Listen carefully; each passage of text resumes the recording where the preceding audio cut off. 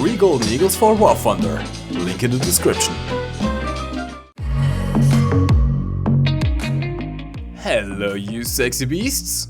Welcome back to War Thunder. We are on the newbie account, and this is the T29. The T29 is a tier 4 premium heavy tank in the American tree and sits at a battle rating of 6.7. This thing features a 105mm cannon with 63 rounds maximum capacity and a reload rate anywhere between 16.2 to 12.5 seconds depending on your crew. Alongside the main gun, it also features 3 50 caliber machine guns. Yes, you heard it right.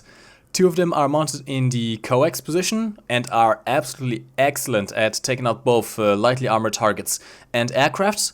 And you got one mounted very high above the turret, which can be used to spot enemies, to shoot an enemy aircraft, to also damage AA vehicle, destroy AA vehicle, pretty much anything. The American machine guns mounted on tanks are the best in the game, and getting 3 of them is really great.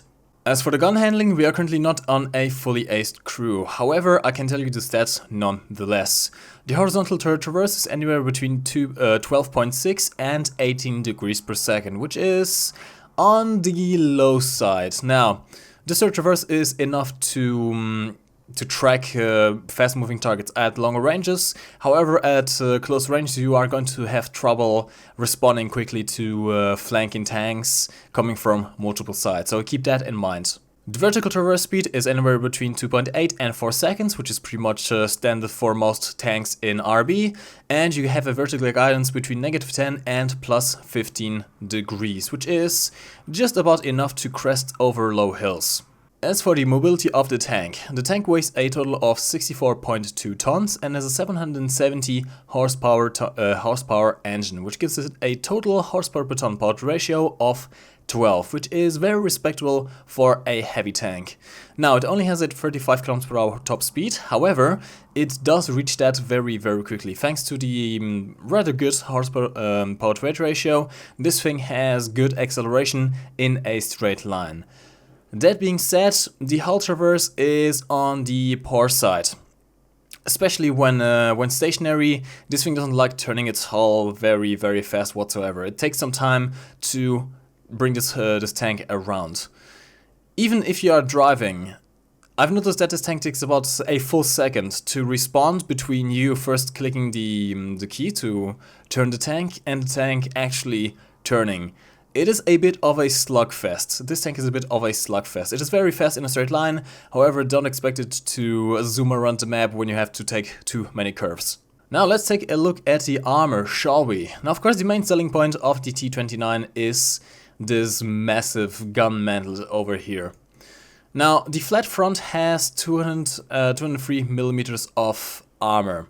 Now, supposedly, there's supposed to be a 100mm plate just behind that, which is part of the cannon breech. However, this does not seem to be modeled correctly, which indicates that guns that have over 203mm of penetration can easily penetrate you.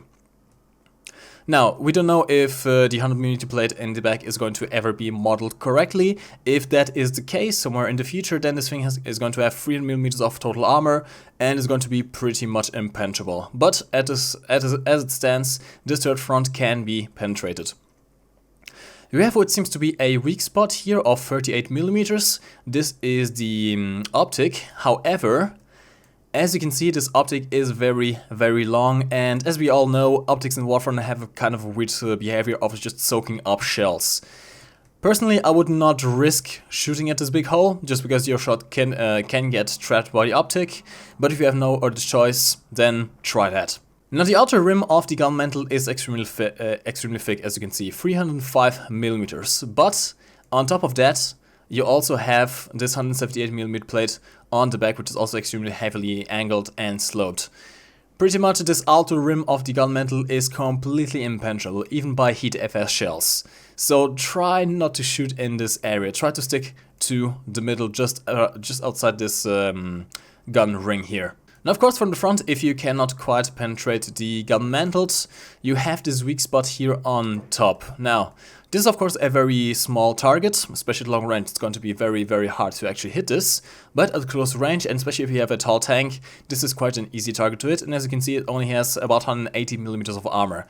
Anything that has a penetration can go straight through it and pretty much completely wreck the turret crew. If you have an APHE shell that has at least 180 millimeters of penetration, going through there will first of all destroy the cannon breach, meaning that this tank cannot fire back at you, and it will destroy most of the crew. As you can see, 4 of the crew are situated in the turret, and there are ammo racks everywhere. So this is a very good spot to get one-shot kills.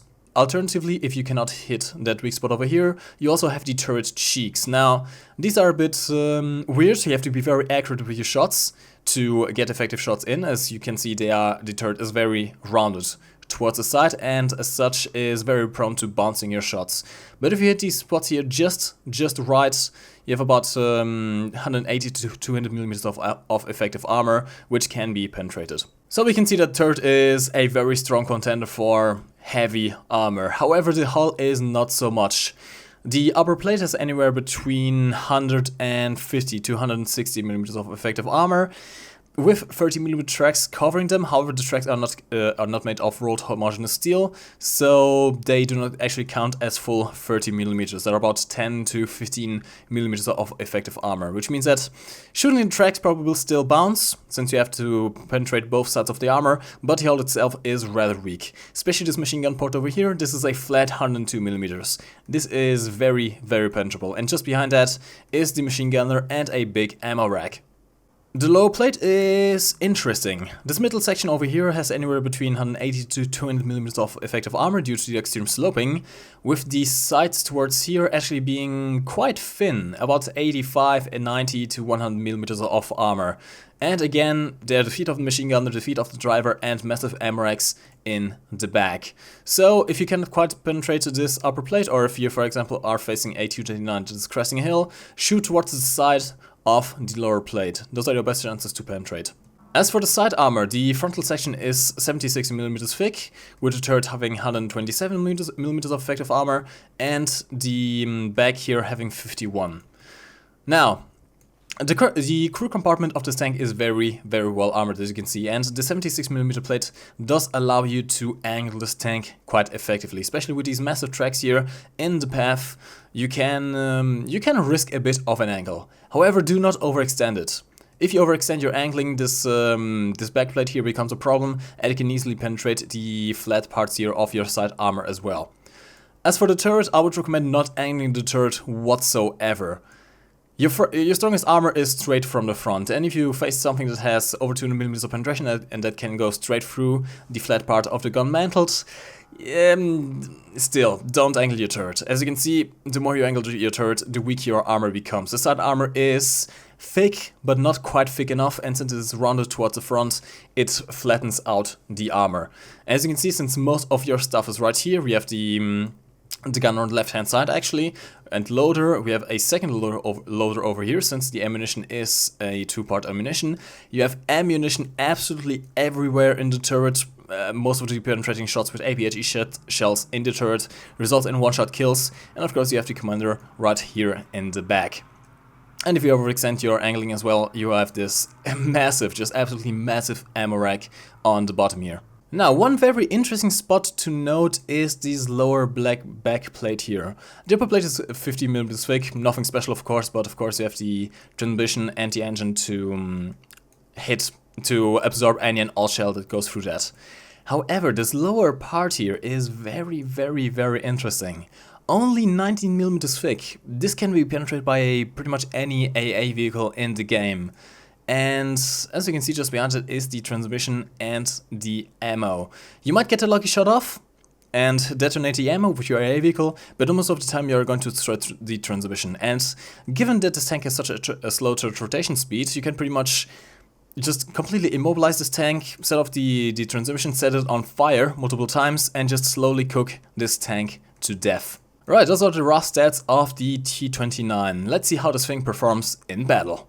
And here we go. We got the T29 on the second battle of El Alamein. Now, in this particular battle we only have one objective, which is the A flag over on the northeastern corner of the map. We don't have to traverse any dunes, which wouldn't be really that much of a problem. The sand dunes over there actually have quite a bit of traction and allow your tank to be much faster than usual.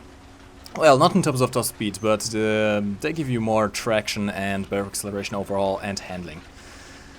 Now, this is pretty much the perfect map for the T29.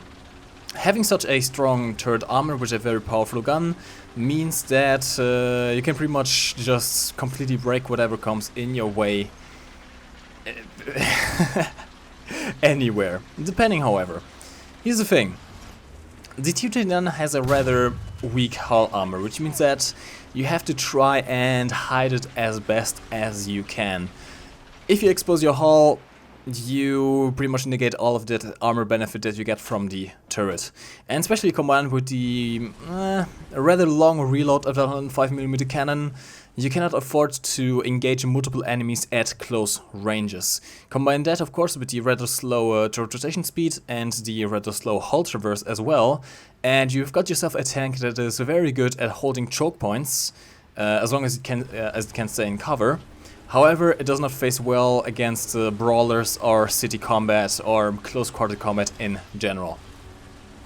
Now, in this particular match we were down tiered. We are of course in a 6.7 tank, and we are facing off against 5.7 to 6.0 tanks. So of course this thing is completely going to wreck the opposition. We're actually going to leave this match with quite a bit of points. And this match is a Stura Emil, however, with one of the new German tank destroyers. And the thing does have a 128mm cannon. At this battle rating, that's probably the biggest threat you're going to face. However, if you are up tier, the T29 has a couple of problems. Now again, the turret front is supposed to be 300mm thick, but is in effect only 200mm thick. What this means is that even tanks at your own battle rating, such as the King Tiger, have no problem to go through the flat part of the gun mantled. Couple that with the 6.7 battle rating, which means that you can and will be up tiered to 7.7, where especially the British have just absolutely insane penetration values, and the T29 all of a sudden doesn't become quite as good anymore. Now, one thing I forgot to mention in the Garrett review was the shells that this thing gets. You get a choice between the solid AP shot. I was trying to merge shot with shell. Shit. Damn. The solid AP shot has quite a bit of penetration, I think about 230 to 250mm if I'm not mistaken, something like that. However, it is a solid shot, which means that it doesn't do much damage. All of its damage depends on where you shoot it and on the spalling it creates. However, it doesn't create much spalling, at least not as much as APDS, it seems, in this current game meta. And the lack of explosive filler is really noticeable. Now, I do carry a couple of those shells, even though I've never fired them, just because the APHE shell, which we are using right now, doesn't have enough penetration to go through the upper plate of a King Tiger. And the King Tiger has about 2mm of effective thickness on its upper plate, and the APG shell just can't really go through that. The solid shell, however, can. This solid shell is the best option you have against angled armor. Now we're facing off against the Stura Emil. This guy has taken out my body in the KV-85, leaving me alone to fight here now. I'm trying to use the cover of these rocks here, I'm trying to disable this guy, but he is such a big cannon that my shot just goes straight for the cannon barrel. Now, he cannot shoot back at me either. I'm trying to experiment if my 50 cals will go through his frontal upper plate armor, but it seems like that is not the case. Now, I haven't reviewed the Stura Emil yet, I haven't played it even, so I don't know how thick that thing is, but it seems to be thick enough to withstand the 350 caliber shot machine guns that you do get. However, do notice that earlier on I was pretty much completely hidden behind a rock, but I could still use my MGs to spot the targets. And this is really the beauty of these MGs. Especially that 50 caliber machine gun that's mounted on the top of the tank is mounted in the perfect position for you to just completely be able to hide your tank completely, while still being able to damage tanks that have no armor, or to spot others.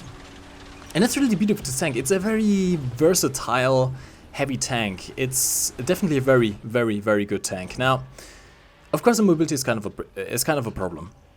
It is fast in a straight line, but it doesn't respond well to close quarters engagement. Again, the turret rotation is rather sluggish, especially if you don't have an ace crew. The repair times are also quite large. Now, I don't have an ace crew on this. I think I have about 3 on the repair skills across all team members. But I've noticed that you spend a lot of time repairing, especially if you get your tracks blown out. You can look at about a half a minute repair. And getting your tracks blown out is going to happen a lot because people just kind of panic. They don't know how to engage this tank and just try to immobilize you. Another thing that also happens a lot is getting your gun shot out. Since the, the, let's say, muzzle brake on the front of the gun is so large, it is a very easy target to hit, which means that the enemy can very easily just destroy your gun. And once they do that, you are pretty much screwed, unless you are at very long range or you have space to retreat yourself to a rock, to some houses, to some cover. If you're gonna get into cover, not so much of a problem, but yeah, at close range, if you face off against the T29, you don't quite have the penetration to go through the front, or if he has his hull hidden, you can always just shoot the gun. Shooting the gun will disable his gun. It will leave him pretty much helpless. You can just flank around and pounce him from the side. Especially if you hit the right in the center of mass, pretty much the belly of the hull. That's where the main ammo racks are. That's where you get one-shot kills most of the time, and that's actually going to happen later on in this gameplay, where I face off against a Panther A, if I'm not mistaken, or a Panther D. And even with the 75mm cannon, he can easily go through the hull and ammo rack me. Now this poor Tiger, he really doesn't have much of a chance. I gotta say, this tank is quite competitive compared to the King Tiger. If you get more turret armor and more explosive filler on your APHE shell. The APHE shell on this thing is really a godsend. Now originally this thing only had a solid AP shell and an APCR shell.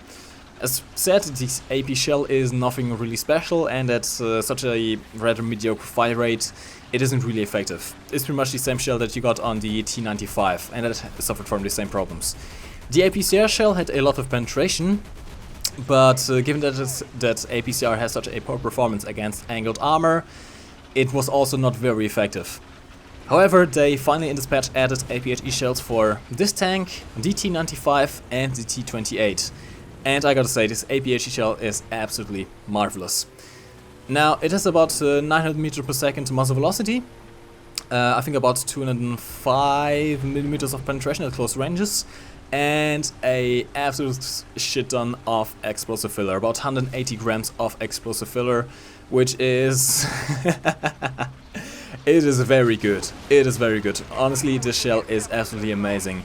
And I might actually want to try out the T95 now. The T95 might be competitive now with all that armor and finally having an APHE shell. I should try that. I really should try that. But the T29 definitely can hold its own.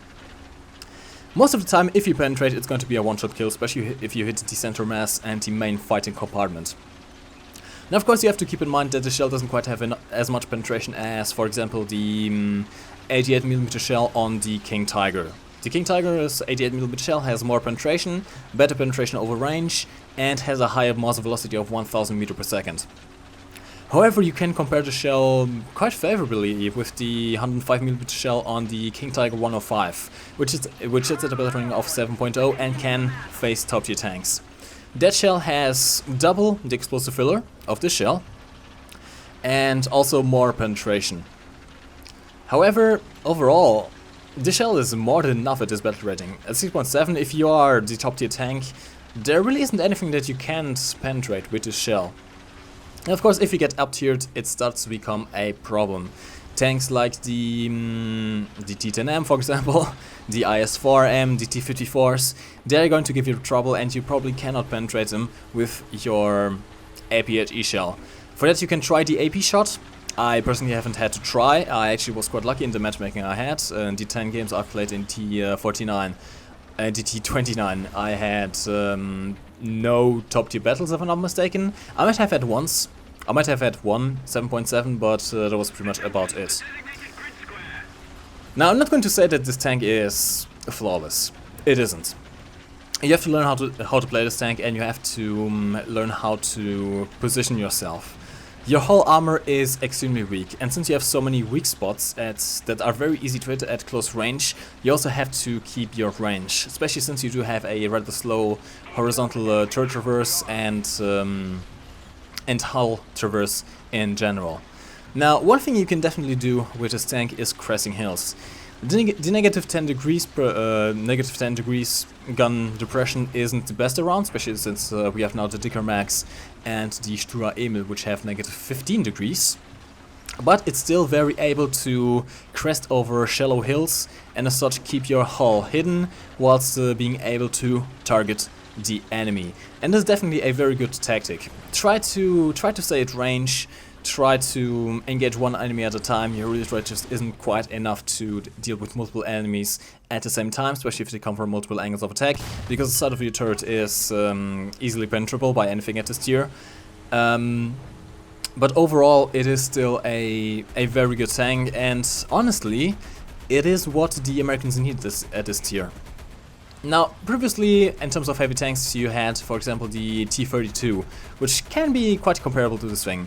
However, the T32 has been battle rating nerfed to oblivion right now. I believe it's still a 7.3, and so that tank at that battle rating just isn't effective. It just isn't very effective. In the T29 you have a tank that is more effective. It has a better gun. It is pretty much very comparable turret armor. Not quite as thick, but if you know how to position yourself, it is still quite good, and the weak spots aren't very easy to hit at longer ranges. At close range, of course, you have the machine gun port. You have that plate on the top, just behind the gun mantles. You have the size of the turret. You have the back of the hull. Those are all very, very big weak spots and can kill you, especially since this tank is made out of ammo racks. But if you keep yourself at range, this tank is just amazing. Honestly, I've had a blast playing this tank. As you can see, we got 8 kills in that match without any effort whatsoever. Given we were in a down tier, we were facing 5.7 tanks, but still, this tank is very, very, very good. And you bounce a lot of shots in this thing, since people just don't know how to engage this thing. And of course, with the release of this video, that's all going to change. People are probably going to know how to actually engage this thing. But for the time being, it is a good buy. If it is worth it, that depends on you, that depends on your budget. Being a tier 4 tank, it is excellent to grind all the way through to tier 5. This is an excellent grinding machine, but they are also rather expensive. And since you have to buy this thing in a bundle, I think it is about 40 euros, something like that, for the bundle. It is quite an expensive little tank. But if you do have the money and you're looking for a tank that will allow you to grind through tier 5, this is definitely a very, very, very good contestant. Now, one thing I would definitely recommend you doing once you get this tank is investing in the crew. Try to get that reload time down. That's one of the biggest things you can do, since once you have a maxed reload skill, this thing it has a decent fire rate. 405 mm can with such an explosive power. This thing has a very, very decent explosion damage thing. Very decent kill rate. I would avoid altogether using APCR unless you are in a 7.7 match, since and even then it really isn't quite effective. But because, well, APCR only really works against flat armor and not against angled armor, and the tanks at 7.7 mostly have angled armor, so the APCR shell is almost useless. The HE shell can be used effectively against AA vehicles, but honestly you don't really need it, since you do get 3 50 caliber machine guns, which are more than enough to completely wreck AA trucks. And finally you have the APHE shell, which is quite amazing. Definitely use the APHE shell, the thing is amazing. So this has been the T29. It's really quite an amazing tank. Honestly, I'm going to play this thing more because it's just really, really fun to play this tank. People just don't know how to deal with you. And that's good. Of course, in the future we might see this thing nerfed. I think the 7.6 battle rating is fair, just because it has the trade-off of having a better turret armor and gun than the King Tiger, but having absolutely weak hull armor and massive ammo ranks everywhere, and of course not being very, very mobile at all. But overall, this tank can carry. It is a tank that can definitely carry matches. So guys, hopefully I've shown you what the T29 is like. Maybe I've made your mind up on if you want to buy this thing or not. I would definitely recommend it if you do have the money. If you don't, you can always put the talisman on something else. Suggest in the comments down below what you want to see next. I don't have a voting system currently going on because of the whole exam season and stuff like that. I really don't have much time to do videos, but I still read the comments every day and take in mind what you guys want to see next. As always, like this video if you did, subscribe if you're new around here, stay tuned for the next video on Tuesday, hopefully, and I'll see you then. My name is MikeGoesBoom. Thanks for watching. You can lift your head up to the sky, take a deeper breath and give it time. You can walk the path among the lines with your shattered frame of mind. Or instead you could always stay. We can wait right here and play until somehow you can find a slightly better frame of mind.